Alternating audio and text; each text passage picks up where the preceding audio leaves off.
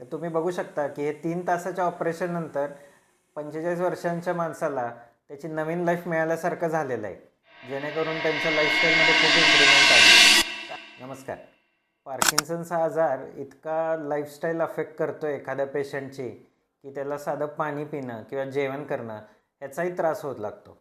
आता या व्हिडिओमध्ये मी तुमच्याशी एक केस अशी डिस्कस करतो आहे की ज्याच्यामध्ये पार्किन्सन्स पेशंट्सला आहे, पण त्यांचं लाईफस्टाईल आपण कसं इम्प्रूव्ह करू शकतो हे आपण या व्हिडिओद्वारे दाखवतो आहे. तर यामध्ये एक 45 वर्षाचे बाबा ज्यांना की पाणी प्यायलासुद्धा जमत नाही, इतका हात थरथरतो आहे. त्यांचा उजवा हात बघितला तर त्यांचा खूप थरथरतो आहे, जेणेकरून त्यांना पाणी पिताना अंगावर सांडतं आहे. असंच त्यांचं जेवण करताना तोंडाच्या बाजूला वगैरे इथं खरकटं लागतं आहे, असं होत होतं.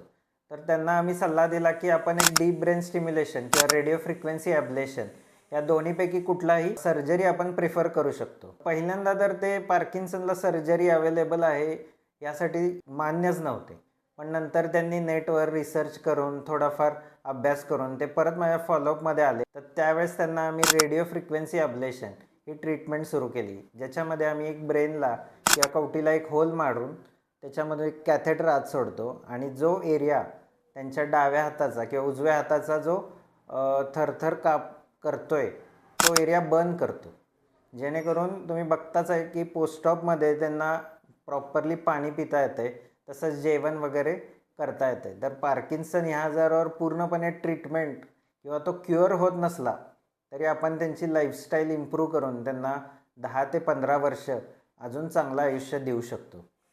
तर तुम्ही बघू शकता की हे 3 तासाच्या ऑपरेशननंतर 45 वर्षांच्या माणसाला त्याची नवीन लाईफ मिळाल्यासारखं झालेलं आहे, जेणेकरून त्यांच्या लाईफस्टाईलमध्ये खूप इम्प्रूव्हमेंट आली आहे. तर अशाच प्रकारच्या ॲडव्हान्स सर्जरीज ज्या आहेत त्या आधी साताऱ्यामध्ये होत नव्हत्या, त्या आता आपण जीवनधारा हॉस्पिटल येथे उपलब्ध करून दिलेल्या आहेत.